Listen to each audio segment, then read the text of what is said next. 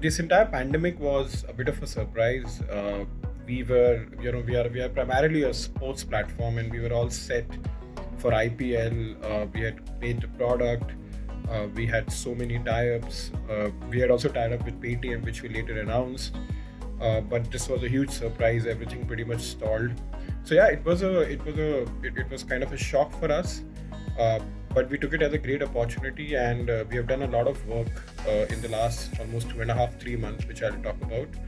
At a personal level, to be very honest, while it was a bit tough initially to shift everything to work from home to settle down with a life where you're spending a lot of time under one roof, but eventually I realized that this is a great opportunity for all of us to fix few things, to sort of give rest to our body. We have been traveling, we have been running around for so many years, to really nurture relationships with your family, with your kid, to discover new ways of growing, to discover new ways of learning. And I kind of enjoyed the last 2.5 months, I'll say. Uh, while I miss the entire regular life of going to office, traveling in India or abroad for work or for holidays, but I'm not complaining. I kind of quite like it.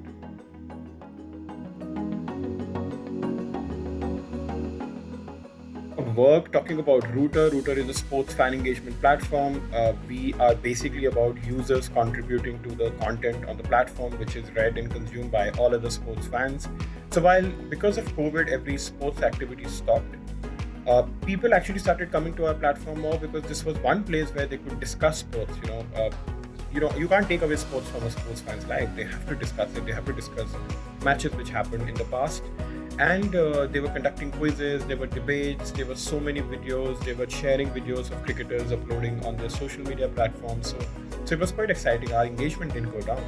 However, we actually realized a great opportunity in hand. So our vision was always to extend to gaming and esports content, and we wanted to do it somewhere around August and September of this year. But when we saw pandemic happen, when we saw user behavior has changed, we decided to prepone our gaming and esports launch, and we actually came up with a streaming service through which users can stream any mobile game which they are playing on their mobile phones.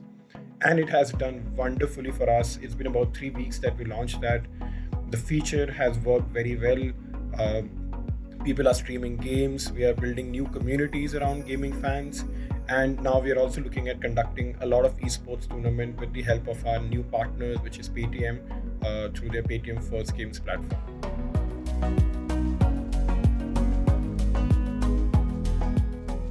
Change which is going to happen in our environment would be the fact that sports has started now. You've seen Bundesliga beginning, you've seen Vanuatu T10 League. So we actually got our first sports broadcasting rights.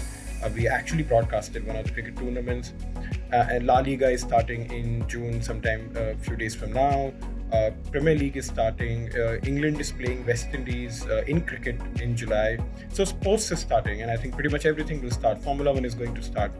One big change will be that there'll be no fans in the stadium. So it's always going to be a little difficult for players to adjust. But here is the thing: the entire world has actually adjusted to the new normal, as they say. We are working from home. We are used to working from office, but we are working from home, and we are actually working pretty effectively. So I hope players also do that. Now, there are a lot of technologies which are getting developed in this space where how can fans' voice reach the stadium? So even if fans are not there in the stadium, is there a technology that can ensure that fans' voice are heard by the players? Fans' voice are captured while the broadcasting is happening, and yeah, you would probably hear something from us very soon on this particular aspect. So while sports and sports consumption is going to change, but it's a great opportunity for some new technologies to come up and sort of make fan engagement even more interesting.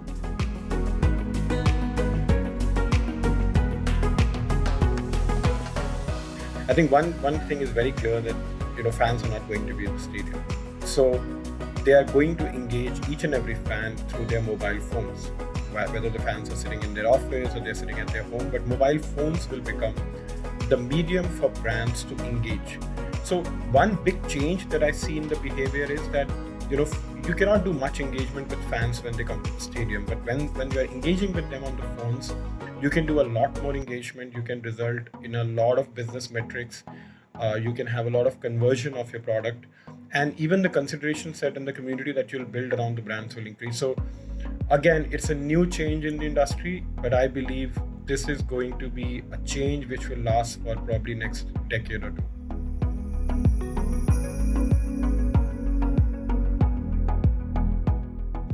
As I mentioned, the biggest change in sports technology would be how do organizers, broadcasters ensure that when fans are not there in the stadium, the sport still remains interesting. It's not going to be easy, but there is technology which is being developed. We are ourselves working on something very, very interesting, which we will launch very soon.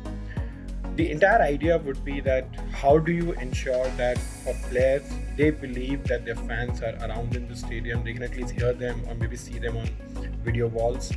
For fans who are not able to go to the stadium, how can they feel closer to the players, whether they get extra footage, whether they get extra content. So this is again a great opportunity. I mean, content is going to play a very important role. The entire technology in the stadium is going to play a very important role, and I think the overall broadcasting technology and the broadcasting experience will see a major change as sports begins to take up from the sport.